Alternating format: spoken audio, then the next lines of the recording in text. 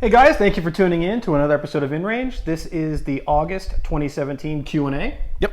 And we've got Ian this time, which everyone likes. Of course, they like when it's both of us instead of just one of us, but sometimes it works out one way or the other. And we have the dog too. Yeah, you may not see Dharma over there hanging out, but there she is. So we've got Doggo here as well, which was like one of the other ones, and people really appreciated that. So we've got, of course, a metric ton of questions. And I did ask people to put these into single sentence questions for the most part instead of paragraphs, and ask only one question apiece. I'm not trying to downplay the Patreon support for this. It's just there's too many for us to get through. Right. So we tried to keep these a little shorter, and let's just get going because it's going to go long. Shorter questions mean we can do more of them. Correct. For example, Brian B asks, Karl, on your What Would Stoner Do rifle, why did you go with a 14.5 barrel and a pinned and welded flash hider instead of a 16-inch barrel?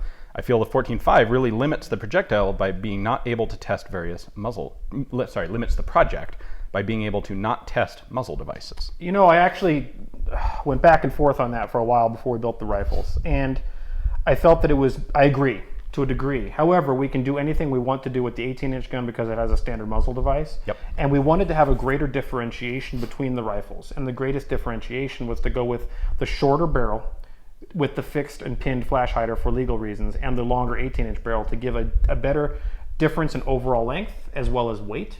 And since we can do suppressor testing or muzzle device testing on the 18-inch gun, we can use that as the testing platform for any of that kind of thing. Okay. So the reason was to have a greater differential in overall length and weight between the two guns.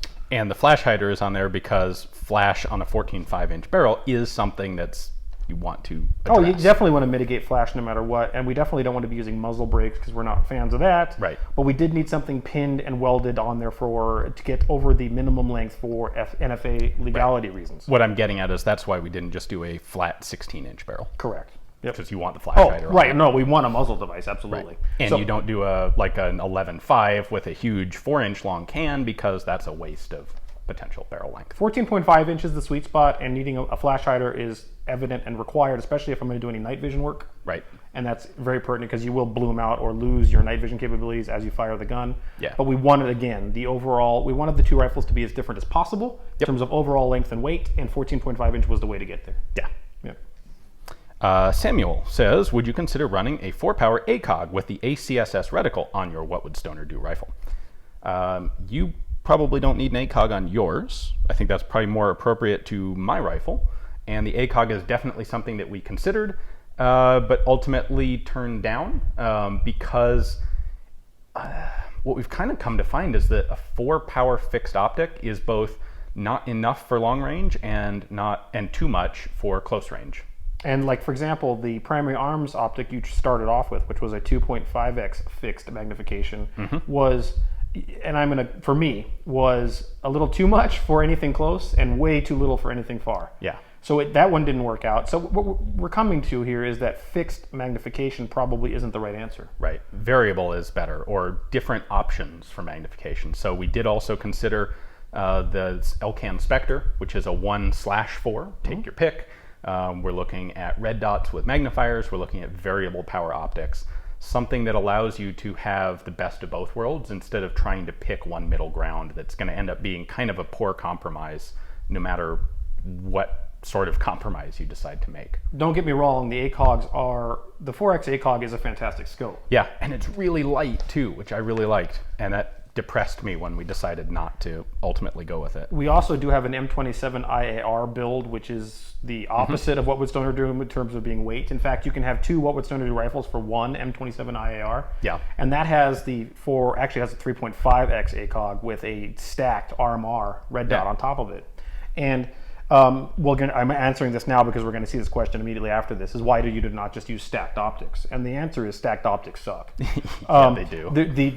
While the chin weld is something mitigatable, which you can do with like a Russian optic or something like that, the reality is trying to move between them and get a good sight picture with either or is just not optimal. Yeah. And I realize the Marine Corps is doing it for specific reasons, but the reality is that is an older setup, and in the modern iteration of magnifiers, flip over magnifiers, or variable optics, I kind of think that that's the old school answer to a problem that can be addressed with better technology. And in fact, we've already seen that the military is starting to look at and experiment with variable power magnified optics. Some of our conversations we've had on primary and secondary with people like Chuck Pressburger, guys that have been there, done that. In fact, we're a big fan of the 1:6 Vortex as an example, yeah, which is one of the scopes we're testing. Yeah. What you see here is that military technological development is always ahead of military experimentation, and military experimentation is always ahead of military adoption, and military adoption is always ahead of actual military deployment. So when you see them actually deploying an ACOG with a stacked red dot, there are other things already in the developmental pipeline that are newer and better. We're not a victim of the military procurement process, right. So we can take our pick of whatever we want to go with, and that may allow us to leapfrog what actually shows up in military hands. The other thing that you might notice from this is that, and people go, well, but games are games. But the reality is an ACOG with a stacked RMR on top was the thing du jour about 10 years ago in 3-gun. Yeah. And now variables are. And so people are like, what, are you just building a gamer gun? No. What's happening is people that do things in a dedicated way, whether they're gamers or not, come up with interesting solutions. Right. And those interesting solutions sometimes manifest in real-world application. Right. And this is where you see the ACOG with a stacked optic having a place and a purpose, and now seeing variable optics having a place and a purpose. So that doesn't mean that you're building a gamer gun because gamers used it. What that means is gamers came up with something that has application in the real world. Right. Which is kind of the goal. In theory, the more gamer gear actually is applicable to the real world, the better you're doing your game, if that's the purpose of your game. Enough Scotsmen throw enough big rocks, they'll find a way to throw a bigger rock. That's essentially what it is. Yep. So, all right, let's move on. All right. Casey says, if you could have an AR, 10 or 15 in any caliber, what would it be? So I think we're actually going to have two different answers to cover different perspectives. We so might. You go first. What's funny is I think I know where they're going with this, which is, oh, you're going to go bigger, right? No, I'd go smaller. In fact, I would go with 5.45 by 39. I think that while 5.56 has a lot of things going for it, the case design in terms of extraction under pressure is not optimal. This is something the Russians have done very well with their by 39 cartridges. The taper of the case is really aligned well towards extraction, especially in fouled conditions. And so 5.45 has a number of things going for it. Has better case extraction in duress. It is extremely lightweight to carry large volumes of it. That's true. And it has very little recoil. It has almost all the cool things you want out of 5.56, but a couple better things. 5.56 can go a little further, but at the distances I'm expecting to shoot this rifle anyway, I don't care. So I would actually go 5.45. Okay. Yeah. One of my first thoughts was 5.8 by 42, but I don't actually know nearly enough about that cartridge to say anything. It would be very interesting to see an AR in 5.8 by 42, which is the new Chinese military cartridge. However, the other one that I find really interesting is 6.5 Creedmoor, which is probably, maybe, what Casey was thinking we were going to say on that one. Now, that's an interesting thing you bring up, and I don't want to say we're going to, but that has a potential of, if the What Would Stoner Do project were to continue, and we were to actually continue with a DMR build. Yeah. We originally started with rifle and DMR, and then we realized, no, we screwed that up. This is carbine and rifle, and DMR could be a different rifle. Yep. And it would be interesting to play with 6.5 in that role. It would be really interesting to tinker with a design that is basically the concept of the Dragunov and the FRF-1 of a durable but deliberately lightweight precision rifle, and take that to a lightweight AR-15 build in 6.5 Creedmoor. Now, I think there are a couple things that are going to prevent us from effectively doing that. A big one being there really aren't any good polymer lower options in a 308 magwell. It'd be really cool if someone like GWAX had continued development of that polymer lower that we're using for the Stoner rifles and had one in a 308 magwell size, but they don't, and so we're going to be limited if we do that to a standard lower. There may be options there. We haven't really looked at it in depth, but that's a potential interesting project. For you dedicated viewers, what you're getting here is a brief snapshot of what we may be looking into at the next SHOT Show. Yeah, yep. It's definitely what we'll be looking into. We'll see if there's anything there that's worth using. Yep. So, and for a little sneak preview for people, we do have a different project for a kind of a long-term project for the next 6 to 9 months before we would do something like that. Probably. And it's a cool project, and you'll think it's awesome. You will like it. Especially you guys in Europe and California. That will be after we finish our lever gun series, which we have not completed. You're right. Yeah. We have a lot of irons in the fire, don't we? Yeah. All right, moving on. Adam C. says, what are your thoughts on the traditional AR gas system versus piston adaptations like the HK416?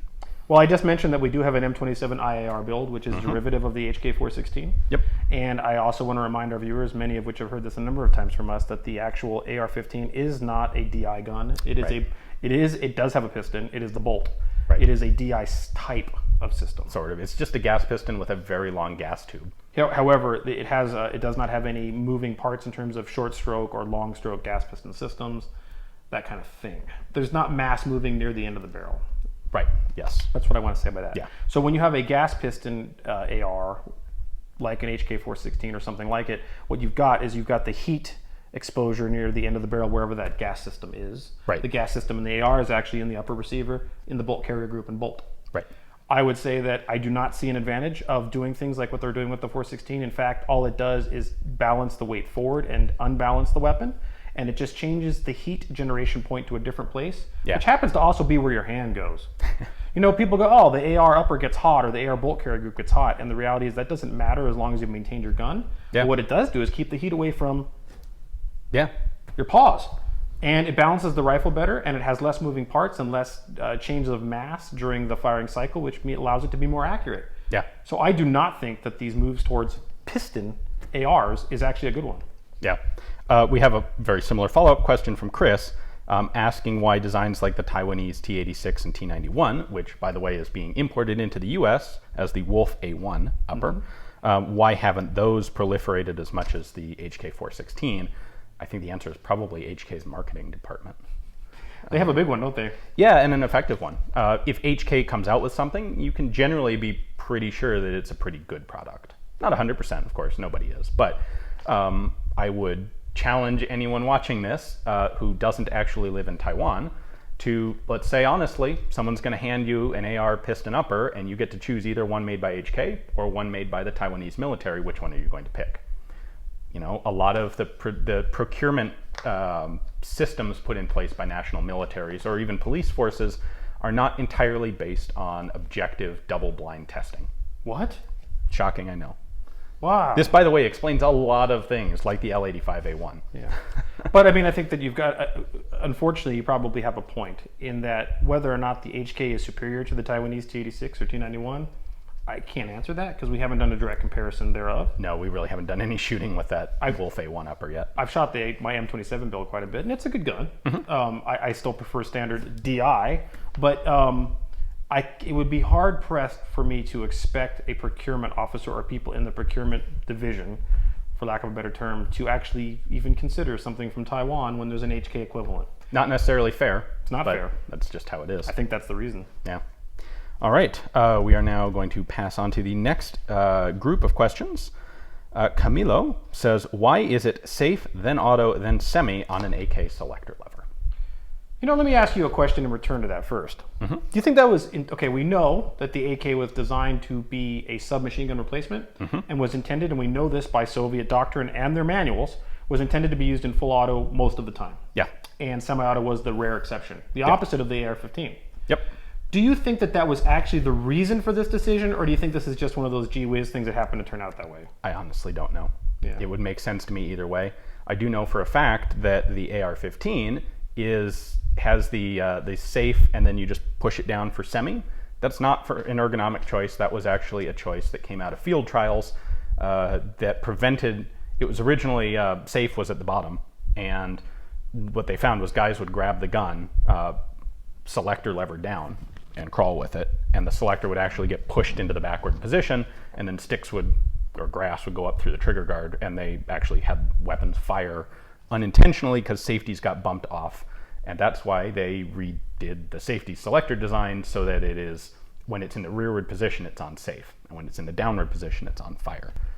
So a lot of people look at this AK-AR thing and go, this is because the Russians always want full auto and the Americans want semi-auto. Well, I know that's not the case on the American side. In fact, I have a video up on Forgotten Weapons of one of the very first single-digit prototype AR-15s that still has the original selector settings. I'm going to go ahead and guess that you could argue either way, right? So if it's Yeah. safe, auto, semi, could have been, this is because we want the first notch to be for full auto because that is our doctrine. Or it could very well have been, it's much easier to design the trigger group that way. And you could also argue that if it was the opposite, safe, semi-auto, that under stress, when you flip the lever down, you're going to probably go to auto. Right. I don't know. And barring any actual documentation from Russia explaining it, which, by the way, I don't have, I haven't ever seen. It might exist, but I've never seen it. No idea. I think it doesn't matter. We know what It their really doctrine doesn't matter, was, yeah. and we know that the guys are trained. It doesn't really matter if it was auto first or semi second or vice versa. Yeah, I would agree. JL says, how did the French adapt to a lack of manual safety in their service rifle for tasks such as ambushes or urban warfare? I can answer that. I know you can. 1 second. I was going through the questions, and we can't take them all. We said this. I'm going through. I'm like, this one has the word French in it. This one's for Ian. So there it is. Yeah. There's a couple of those, actually. Well, they didn't, really. Urban warfare is not the thing that you go in planning to do with a Lebel, a Berthier, or really sort of a Moss 36. Now, the Moss 36 is a simple rifle because actually it was very explicitly not meant for urban combat and ambushes. The Moss 36 was designed to be a rear echelon. Basically, we can make an expensive semi-auto rifle for the frontline combat troops and a cheap bolt-action rifle for all the support and rear echelon troops. And they got the Moss 36 done, but they did not get the semi-auto rifle done in time for World War II. It was the Moss 40, didn't go into production until 1944 when France was liberated. So yeah, it was not, the Moss 36, which has no safety, was not intended to be in frontline combat. The doctrine for that and for the Berthier and the Lebel that preceded it was you carry it with an empty chamber, and when the officer in charge orders you to load in order to prepare to fire, that's when you cycle around into the chamber. And then since you're planning to immediately open fire, you don't need the safety.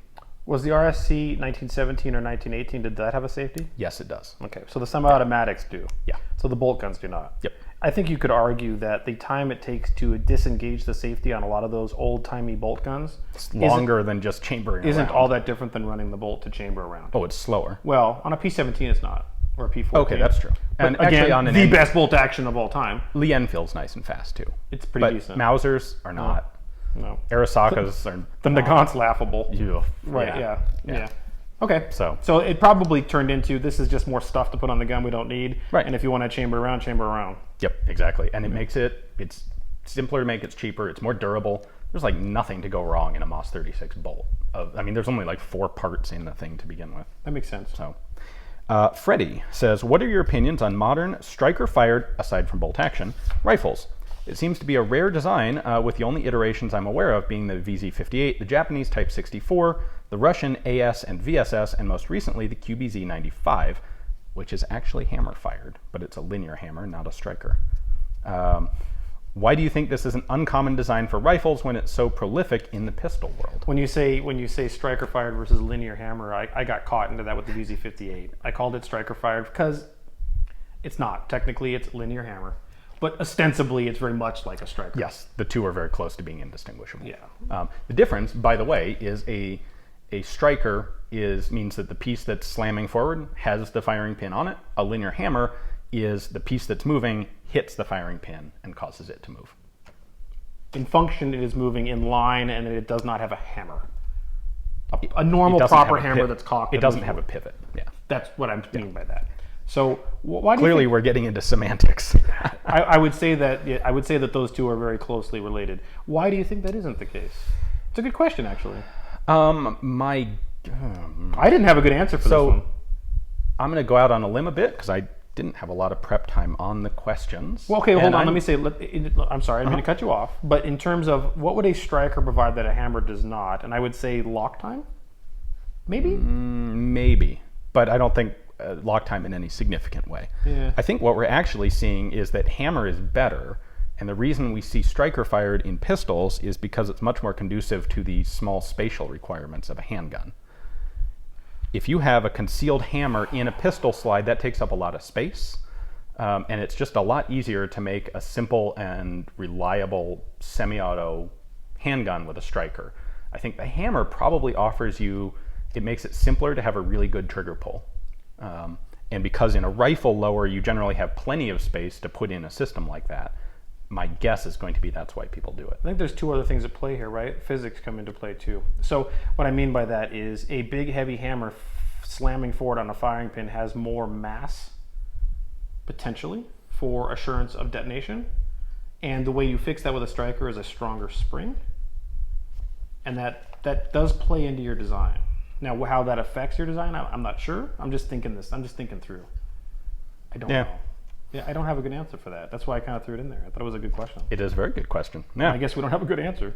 Well, you got what we got now. I don't know. Yeah. Let's see. Jacob S. says, it seems most of the recent assault rifles currently being produced or that are under development, for example, the SCAR, the CZ805, 806, the FBMSBS, the Polish thing, are all based on the AR-18 design and have been for some time. Why do you think this is the case? And do you think that there are other historic rifles that are ripe for future designs to be based on as well? No, I think we've pretty much found the one that is most efficient and best suited to modern rifle requirements. We call it the AR-18 because that was the first rifle to combine the two halves. What you're looking at is the operating mechanism and the locking mechanism. Those are the two fundamental parts of an action. And what the AR-18 does is it combines the AR-15, the multi-lug rotating bolt, which actually came from the Johnson, which probably wasn't directly developed by, but was actually preceded by a Fosbury design back in like 1900. It takes that and it combines it with the short stroke gas piston system that goes back to the G43 and the Tokarev and probably a French thing before that, because the French between 1898 and 1914 kind of tried literally everything. But the AR-18 was like the first one in real production to combine those two elements. And that turned out to be, by today's standards, kind of the most effective combination. Right, so it's the best combination of a bunch of things glued together. Yeah. So it is the aggregate of the parts that make the value. Right. So this part on this was good, this part on that was good, this was good, put them together. You have this general aggregate of things that are the positive attributes of other designs that came before it, Yep. and therefore everything in hive-minded type fashion become some derivative of those combinations thereof. Right. That said, none of these do anything better than the AR-15 does. That's true. It is kind of interesting to me why there really haven't been any other guns that have taken the inside the bolt carrier gas system of the AR-15 and used it. I think that's because some of the lore has unfortunately had a lot of power. That may be. The Yeah. whole it craps where it eats thing and Yeah. all that stuff that goes on about that gun forever and will never end has caused people to actually avoid it as an action or a system just to avoid that problem. Whether it's real or not, Which it's not. I don't believe it is. But that said, that right there has probably been part of the reason. If you were going to sit down Yeah. and design a gun, I said this about bullpups. What would you do if you were sat down and had to design a bullpup? How would you make a good one? I go, well, I'd start by not designing a bullpup. And that's my bias. Let's just be honest. And I don't like them. Well, if you believe that the gas system on the AR-15 is bad, you're not going to sit down and design a gun with it in it. Right, you're immediately going to go to some other option. Whether or not that's fact or fiction is up for Yeah. debate. Now, that said, that short stroke gas piston works really well. Oh, it does. I mean, it works well enough that you're able to kludge it onto a different gun, the AR-15, and make it work pretty darn well there as well. It's all shades of gray. Yeah. I mean, when we argue the AR-15 gas system versus a short stroke gas piston like on an M27, it's preference to a large degree. Neither one's the end of the world. Right. Yeah. Yeah. So GH says, in the early years of the smokeless repeating rifle era, do you know of any attempts to develop a pump action service rifle? If not, why do you think this wasn't pursued, and what problems would have been encountered? It seems like magazine-fed pump action would have been attempted. Well, you know a bit about this with the Lightnings. the Colt Lightning. So the Colt as a company tried to do this with the Colt Lightning, and they chambered it in different Old West calibers, cartridges, I should say. And an original Colt Lightning versus a reproduction Colt Lightning have one thing in common: they don't work. All of them fail regularly. They have problems. Now, does that mean that the pump action rifle is a failure from the get-go? I don't know, but the iterations that hit the market I have not seen one that I would consider very successful. Any particular reason why? I don't have a good answer as to why the Lightning is unreliable, except that every one of them I've seen that was either original or repro has feeding problems, issues with the operator accidentally short stroking the system. So just like you can see with a shotgun, Yeah. when you run a pump action shotgun, there is a training problem there unless you actually train through this. You can short stroke the pump of a 12 gauge and do some serious malfunctions. And so the same would apply to a rifle cartridge. And I think that that's part of the problem, is that you can do that. And when it does jam up, it's a significant problem. It's Okay. not an easy thing to clear. I don't know if that's the only reason. And Colt is the only one that I can think of that ever really had any level of commercial success. There's been others. There are some much more modern ones. The Yeah. the 7600. I think the biggest reason is probably expense. There are a lot more working bits in a pump action rifle than there are in a bolt action rifle. And so what's the advantage of a pump? You know what? That's another thing that's interesting is that now this goes back to cowboy action shooting, to be honest. But people brought out these Colt Lightnings under the guise that they were faster than running the equivalent lever gun, and when they work, they were maybe slightly so. Okay. And that you would not disrupt your sight picture during the cycling of the pump before you'd fire the next round. But I would say that the actual amount of benefit that you got for speed there would not be very useful in a practical environment. And military trials commissions are historically not particularly interested in speed. Right. It's a consideration, but not that last 1%. And I also think that the speed advantage you get from the pump for it to not disrupt your sight picture during a firing cycle is not enough between a bolt action or even a lever gun to merit the problems that it seems to bring. Yeah. So that's probably the answer. You put some doozies of questions in Yeah, we here. got some good ones. Brandon says, short version, why did rifle revolvers never become a thing during the relatively lengthy period of time between auto-indexing pistol revolvers and multi-shot magazine-fed rifles? I think this one's easy. You said there was Take it doozies. away. This one's easy. They're scary dangerous. Yeah, they are. The cap and first of all, the old cap and ball revolvers, the ones where you put in the powder, the ball, and then charge it with a priming cap. Those can get can chain fire where all of the cylinder chambers fire simultaneously. Not all, maybe just 2 or 3. Okay, even say 2 or 3.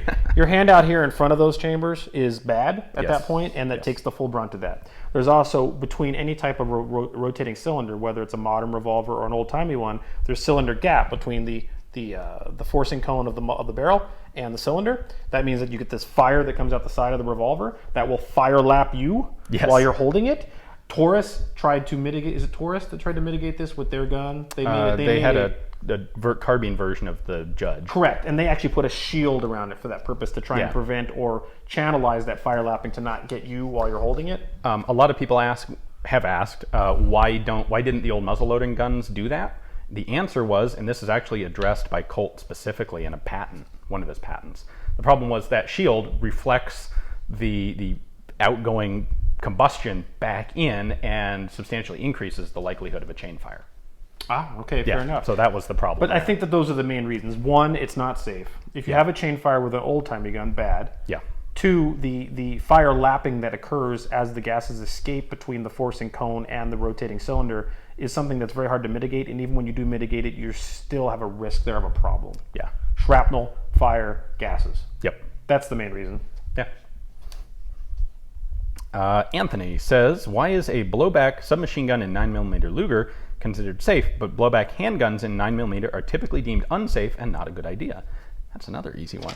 Well, I don't know that I would call a blowback 9mm Luger unsafe, but where you're going with this? The answer is because it requires a certain amount of mass of the bolt in order to have the bolt open slowly enough for pressure to drop to a safe level before the cartridge gets extracted. If the pressure is too high, the bolt opens very fast, and then if you have enough pressure, it blows out the back of the cartridge when it's halfway extracted. A submachine gun, it's very easy to have enough weight to do that. Look at any typical submachine gun bolt, and it's this big, heavy chunk of metal. Blowback pistols, you have to have that much weight in the slide. So, or theoretically in the spring, but it's easier, better to do it with mass than with spring force. So if you look at the blowback 9mm pistols that are out there, there are things like the high points that have very massive, bulky slides in order to do that. Same thing, the Astra 400 series has both a pretty heavy slide and a very stiff recoil spring. I know there are a couple others, Well, I would say they escape me at the moment. It's exactly the answer. It comes to mass and spring pressure, right? So a blowback action dwell time, which is the amount of time that the cartridge spends in the chamber while it's being fired, needs to be has to dwell long enough that before the action opens, that the pressures have reduced sufficiently to be a safe environment. Yeah. And the only way you do that with a blowback gun is with mass and spring pressure. Yeah. Submachine gun, big heavy bolt, Big, huge spring, it's easy. easy, and because you have a lot of leverage when you're running that bolt to cock the gun, you can defeat a heavy spring fairly easily. Yeah. When you're dealing with a handgun, you have a big heavy gun now, and Astra is a good example of a big heavy gun, as is a high point, and then you also have a big heavy spring, so it makes it this giant massive thing that you have to fight with just to chamber around. Yeah. It just isn't feasible. And it's definitely not going to happen with a pocket pistol. No. Yeah. So it's just the answer is mass and spring pressure. Yep. Let's see. Peter says, why do all modern double-stack pistols use single-feed magazines, even though double-feed magazines are more reliable?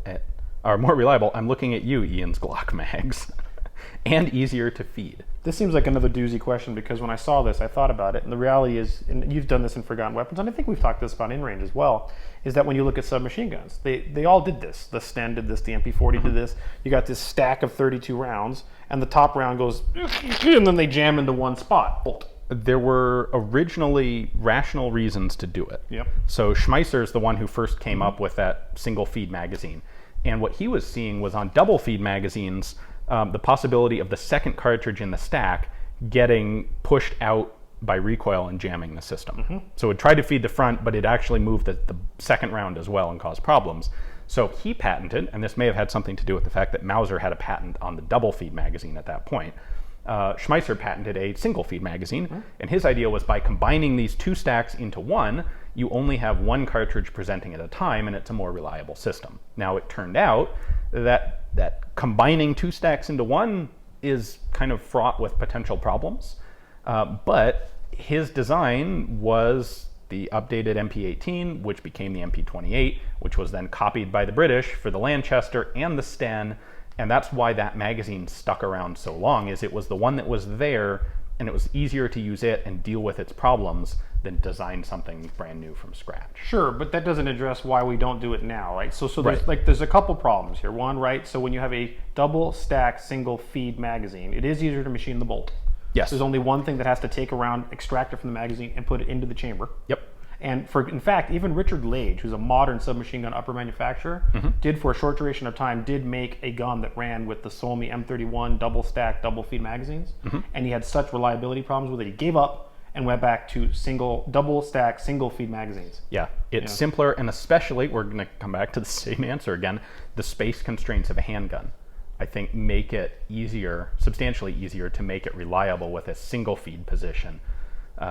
You're almost doubling the width of that feeding presentation area with a double feed magazine, and we're not, handguns are kind of small in that area. So if you're going to do that and then also have enough material in the sides of the frame and the slide for everything to stay together and not explode, the only way you can do a double feed magazine is with a fairly big pistol, and that's what you see. The guns that are out there that do, the handguns, are things like the HK VP70, which is huge, the Steyr GB, which is pretty huge.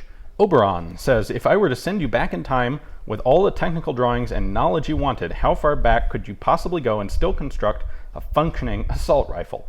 How far back could one go and manufacture many of them?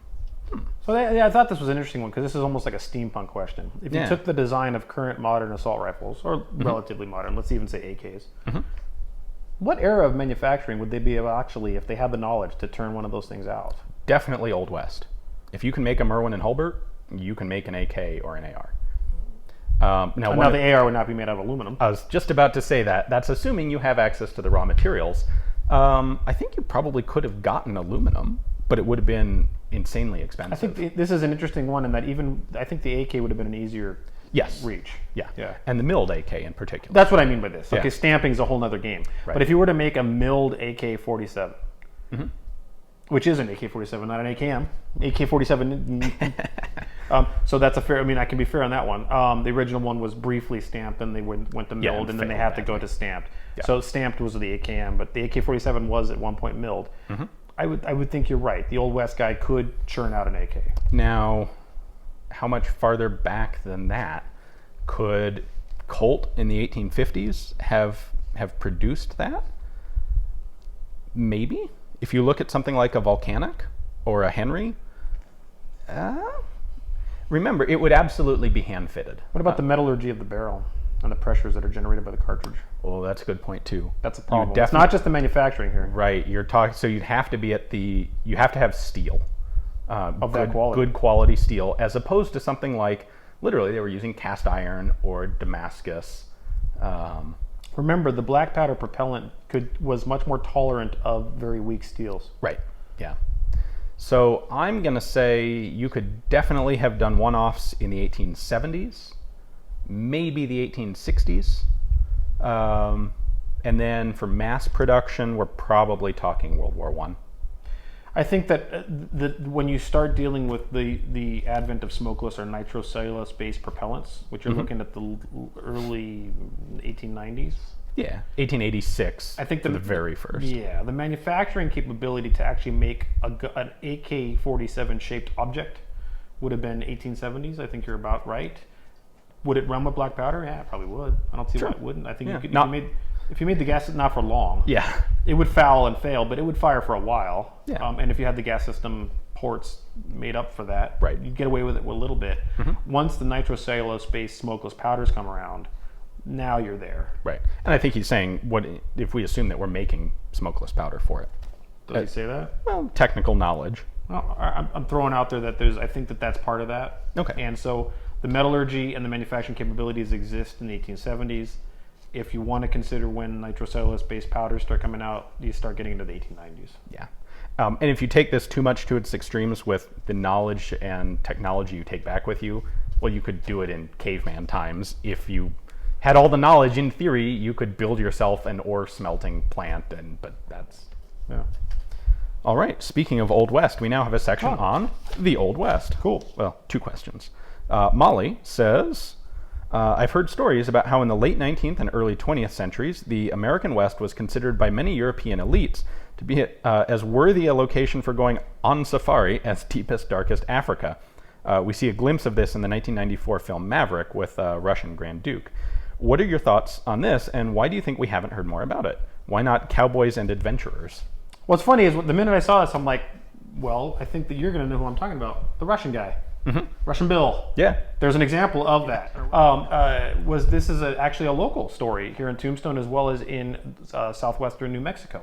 He came out here, he hung out, he wanted to prove himself as being an Old West guy. He had money and resources back in Russia. He was considered an important guy, but he was bored with that life and wanted to try out the Wild West. Yeah. And he came here, futzed around for a while, showed up in Tombstone, hung out with some of the cowboy faction, including Curly Bill Brocious. Never really garnered much... what's the word I'm looking for? Respect from anyone. Yeah. Whether the upstanding folk or the cowboy faction. He was always kind of a laughingstock, although he was accepted. Kind of a wannabe. Kind of a wannabe, exactly, yeah. And he would hang out in the corner of the birdcage, and people would kind of be like, oh, that guy, Russian Bill. And but he wanted to prove himself, and so he finally went down the path of stealing a horse. And he wanted to show that I'm a bad guy like the rest of these guys, like these cowboys or whatever, and he got caught very promptly doing it as such, and was hung from a rafter in Shakespeare, New Mexico, with one other guy. And in fact, they called him, the reason they hung him was he was a damn nuisance.